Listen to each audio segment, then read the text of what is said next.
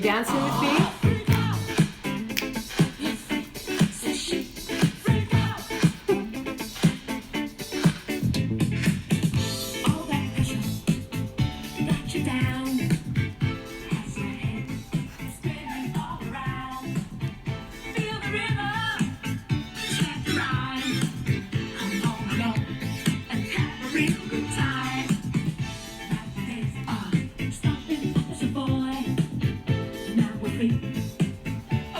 Hi, Deb. Siobhan.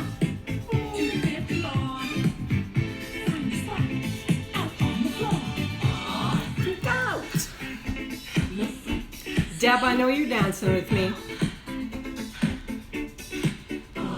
Freak out. This is my boombox.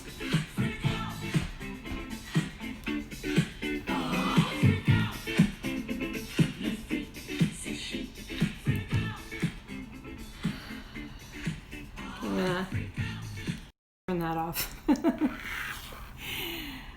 That song came to my mind today, Le Freak, because I think that's what happened to every level of my being. On when was that? When did I come home from the hospital, Seja? Thursday. Oh, and then Friday. Yeah, I freak out Friday. Every cell of my being, every level of my consciousness seemed to just, or my humanness for sure, freaked out about everything. And I got dressed today. I'm standing, I'm smiling, and able to move a little bit more. So I feel like I'm, my mom and dad used to say something to me. I don't know which one, mom or dad. You know how when you're a teenager and you stumble out of bed at like 1 o'clock in the afternoon after, like on a Saturday morning or something, they would tease me and say something like, "Oh, you've decided to join the land of the living, have you?" And that's what I feel like I did today. I rejoined the land of the living. Still need a lot of quiet time to just let my body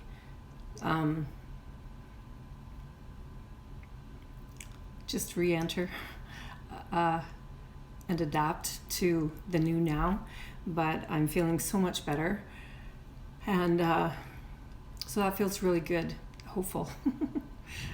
It's very humbling to get thrown back to a state where I couldn't, it's that too tired to brush your teeth. Do you know that feeling, like when, I don't know about you, but I'm really committed to brushing my teeth before I go to bed at night. And if I jump into bed and then, as I'm falling asleep, realize that I haven't brushed my teeth, I jump back out and brush them, and then I can go to sleep. And, but you know how it is when you're just too tired to even brush your teeth? Well, that's how I felt all day for the last 3 days. Just too tired to brush my teeth. Today I brushed my teeth, got dressed, had a bath, made my bed for the first time in 3 days. So that felt really good. Yeah, so freak out. Go have a little dance jam on my, to join me in the whole freak out. Is that an 80s song? I'm not even sure. But there was a question that had come in. There was a few questions that came in, some good questions that I started answering a couple of them, but I thought I would address this one tonight. It's someone asked me when my yoga adventure started, my yoga journey started, and asked if it was when I went to my teacher training program in Austria in 2003. And it wasn't. It was before then. Although, yeah, it's kind of an interesting story that might take me a few nights to unpack it all. But it was in the late 90s. And so my kids were, well, Seja was just little. she would have been just a couple of years old, and Kiara would have been, 6, 7 years old. And I was part of a community called, and I did a lot of peer counseling. Reevaluation counseling is what it was called. And it was during one of my co-counseling sessions that I had this premonition of my own death. And it was like this deep knowing that something not good was going to happen. And I felt it so viscerally, I don't even know if that's the right word, but that's the word that's coming to me.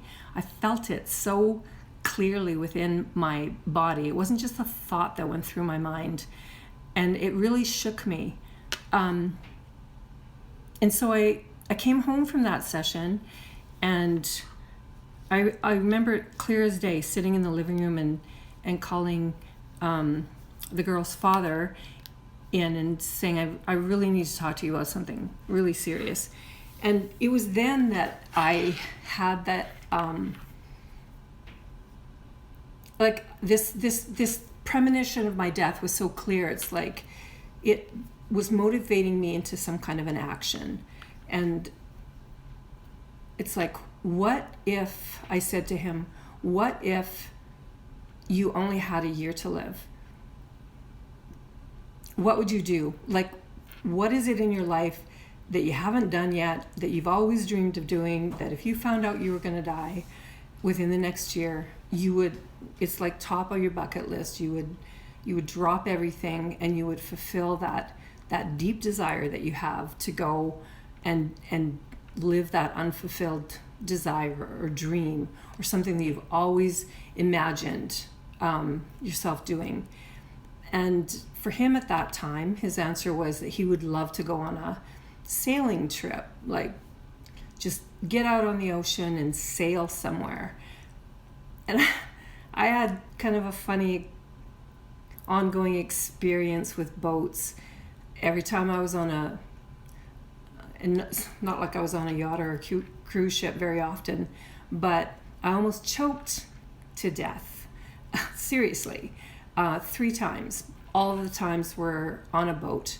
And so I said, well, you know what? If you need to do that, go for it. But you don't need to include me in that, because I have no desire to sail into the middle of the ocean. At that time, I didn't, and go sailing. So we were seriously talking about what each of us needed to do with our lives that we were putting off and not doing.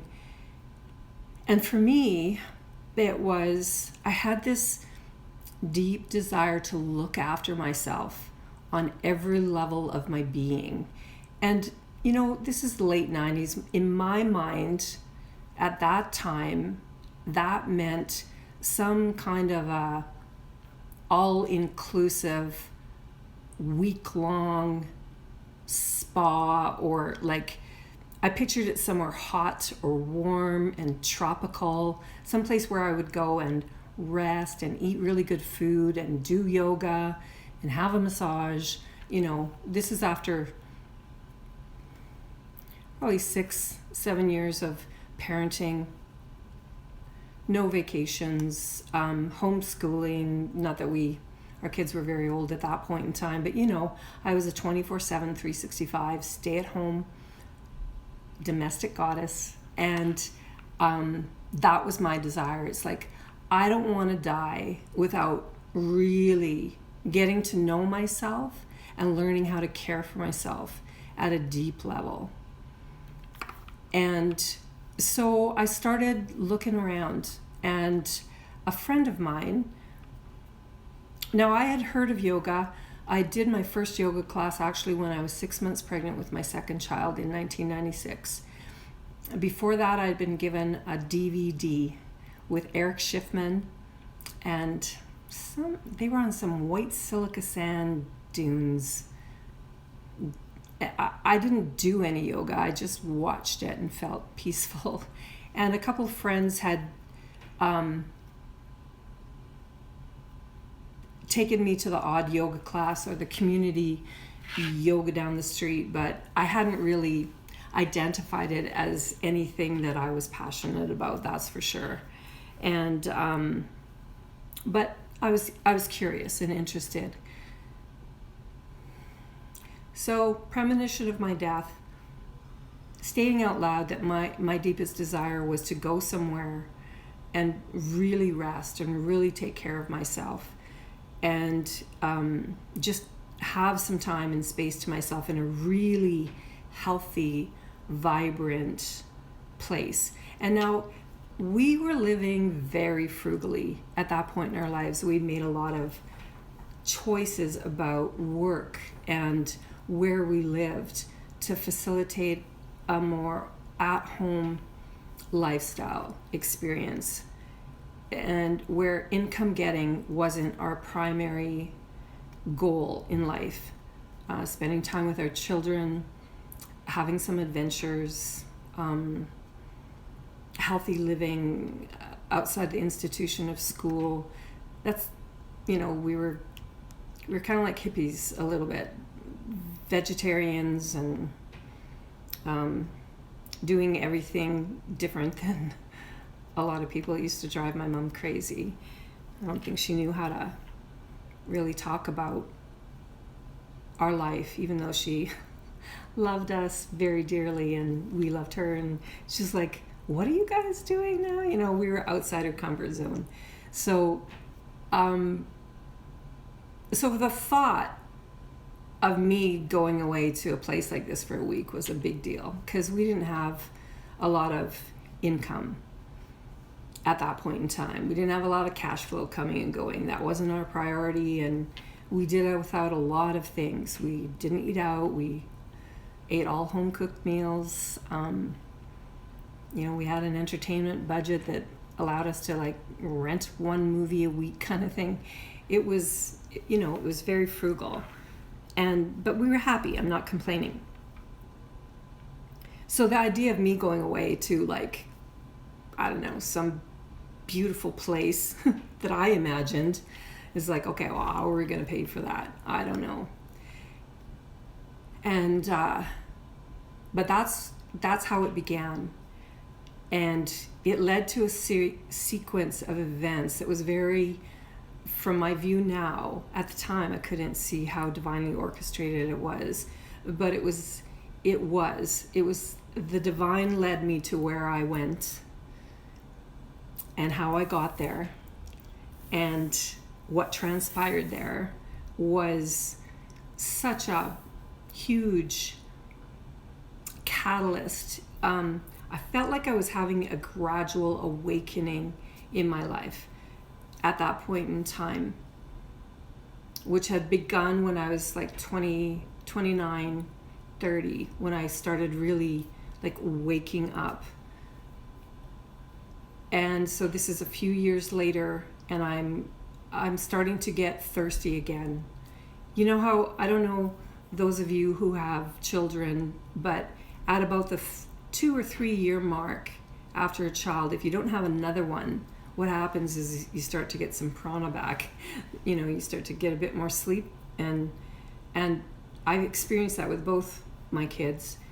They hit 2.5, 3, and I felt like I had a little bit of breathing space, a little bit of vitality, some creative energy coming back.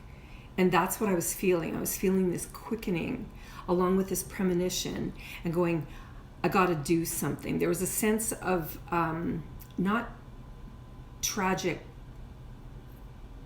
urgency, but definitely urgency. I needed to act on this, whatever was happening within me. And so I started planning at that point in time and looking around for a place that I could go that would give me the experience that I was craving on every level, physical, mental, well, not mental so much, physical, spiritual, emotional, I had that kind of under wraps. Mental, I didn't have much capacity for study at that point in time. That came a little bit later in my story. That's the first part. of just leading up to, and what thoughts and occurrences led to my exploring a place for me to go to get to know myself more deeply and care for myself, every aspect of myself, in a way that I hadn't done before. I would say I'm a convert to health. I did not have a healthy childhood. I look back at my childhood. I didn't like meat. So I was labeled a picky eater because everything on the table was, meat and potatoes, canned or frozen vegetables most night. There was always like Velveeta and Click. This is the, 60s and 70s that I grew up in. My sister was the first person that I knew that was a vegetarian, and I saw it mainly that she didn't have the cash. She was a student, and meat was too expensive. So she was the first one, actually, that kind of planted the seed about vegetarianism. But growing up, our family wasn't vegetarian. It was just like a normal 60s and 70s household, roast chicken on Sundays and bag lunches and bacon and eggs on the weekend, and the normal stuff, meat, potatoes. So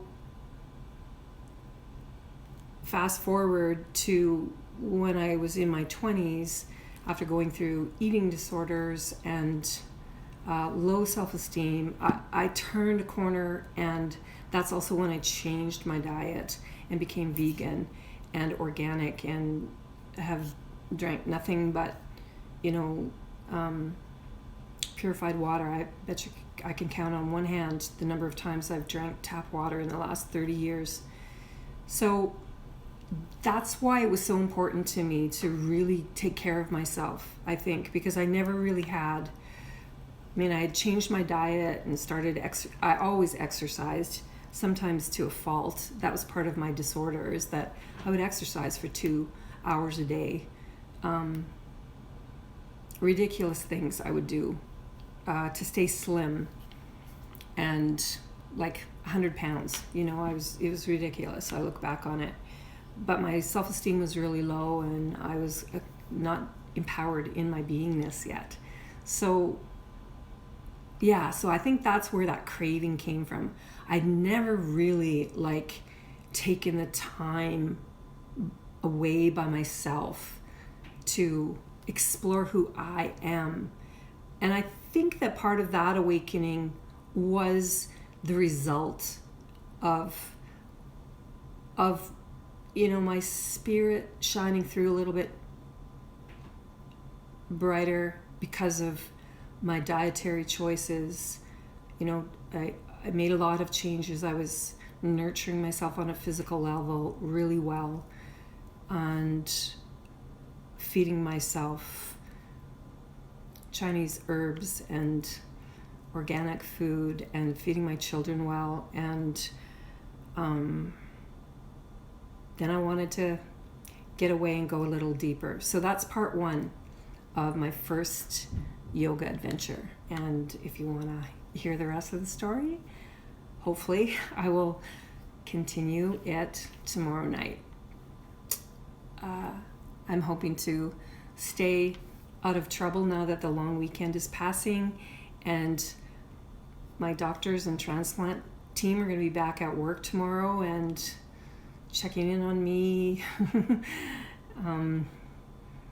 wondering what's happening, doing blood work, checking my levels, and starting to strategize about how things are going to look in the next week or so. So a little bit nervous about tomorrow, but I've managed to stay out of trouble today, and my fever is starting to come down a little bit. I'm still it's still kind of up there, so I'm not really sure what's brewing, but I'm feeling a lot better, and that's the main thing for me. And it means I can function and enjoy conversations and talking to you guys and stuff like that. So part 1 complete. Stay tuned tomorrow night for part 2 of I don't know how many parts. If you have any questions about that first part, let me know. If not, I will see you tomorrow night. Lots of love. Freak out.